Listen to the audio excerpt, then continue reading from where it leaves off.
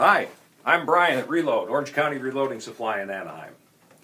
Case preparation and accuracy go hand in hand. If you're looking for the best possible accuracy, what it's about is making every single cartridge that you make as consistent as you can possibly make it from cartridge to cartridge. If something changes back here at the gun with your ammunition downrange, something is going to change. Your groups are going to open up. It has to. So some of the basics begin with case preparation. Now there's lots of different tools. You can buy hand tools, you can buy electric tools.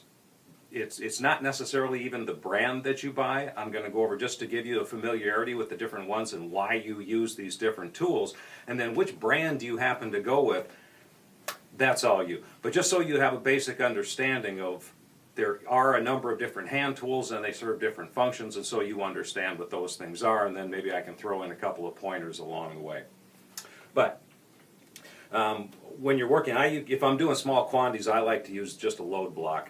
But you're going to begin with the casing, and once you've got them cleaned up and you've got them sorted, maybe you're sorting by weight, whatever pre-prep you're going to do, get that done ahead of time. It's easier to inspect a case and see everything that's going on when a casing is clean. So by all means, you want to knock out the old primer first. Get them all cleaned up, and then you can proceed from there. Now if you want to get a kit, typically you're going to save a little bit of money when you buy all of the different hand tools in a kit like the one Lyman has here, and there's of course there's others. But just to give you a general familiarity, if you begin with the process of always either starting with the mouth or starting with the primer pocket, that will help you avoid neglecting to do some of it. So just do the same thing over and over and over, in the same order, and then when you get distracted with something, there's other things going on, you're not going to forget to do a step. But let's just say you've decided you're going to begin with the case mouth. Probably the most common thing out there is going to be your basic deburring tool. Now this one happens to be by Redding. It's an excellent tool. You can chamfer the inside of the mouth, the outside of the mouth. That's it. That's all there is to it. All we're looking to do here is if there are any burrs, we want to knock off the burrs. We're not looking to turn the mouth of our casing into a knife edge. So once you got that cleaned up, then you want to turn it over, and we're going to go to the primer pocket itself. Now if you want, while we're at the mouth, because it's actually the primer is going to be in the next step, a flash hole uniforming tool. This one by Lyman goes through the case mouth, and you get it to where it's going to protrude through the flash hole, and again you just give it a quick twist, and what that's doing is on the inside, the bottom of the casing where the flash from the primer comes through, instead of having usually there's a burr on the inside of there, and what this is going to do is open it up like that, so you've got a nice uniform flash going on to the powder charge. There are some who contend that it's better to do it actually from the bottom of the pocket down here, and on the inside of the primer pocket you're going to make it go like that. I'm sure they've got great reasons for that. I don't know that one is necessarily superior to the other. I haven't seen really any difference. I haven't noted any significant change in my experimenting with it, but maybe you can come up with something different. Some of the other tools that are available to you out there, and again they're going to be large and small. Small primer pockets, large primer pockets. Basic scrapers, which on the end here, it's just a flat piece of metal that goes into the primer pocket. Give it a quick twist. If you got carbon on the bottom, blow it off. That's done. Next you will have reamers. Reamers are going to do the diameter. So if you have a military crimp in there, you can use a reamer to get in there, and again that's going to kind of chamfer onto that military crimp so you can get a new primer to slide in over it.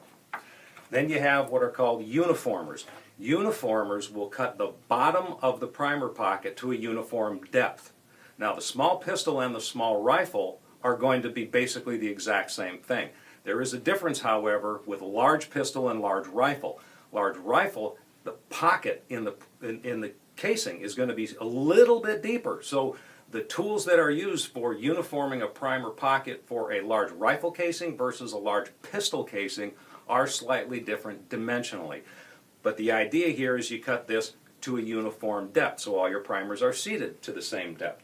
Some tools that you can get will actually have the ability to adjust it, so if there's a particular depth you like your primers being seated to, fine. Otherwise, you can get them with a handle here, you can get it with the mouth. Otherwise, probably these are more common.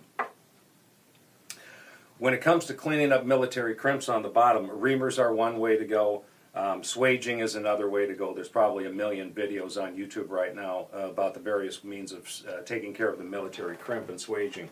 And which method you choose to go with is probably less important than the fact that you're doing something.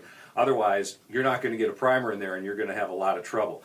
If you have a large number of casings that you're trying to do, you're probably better off going with one of the electric case prep centers, whether you go with Lyman Case Prep Express. Hornaday's got the Duo, they've got their Case Prep Trio. Hornaday has other products and handheld tools as well. Redding has their handheld tools. RCBS does the TrimMate. Again, it's an electric case prep center. So which one you go with is less important than the fact that what you're doing is you are making certain that you get uniform flash from the primer onto the powder charge, and that your casings at the mouth of at the neck are not going to have burrs on it. If you go to see the projectile in there and the inside's got burrs, well, you're going to have drag. And then when it goes to leave, it's going to drag on that side and the bullet can get cocked one way or the other. On the outside, you don't want burrs. You don't want that going up into your dies. It's going to start scratching up your dies, and then casings are going to start sticking, and you're going to have all sorts of trouble. But take a little bit of time, go through all this real basic, simple case prep, cleaning up the mouth and the primer pocket and the flash hole and all that. You'd be surprised how much that your performance can improve. Happy reloading.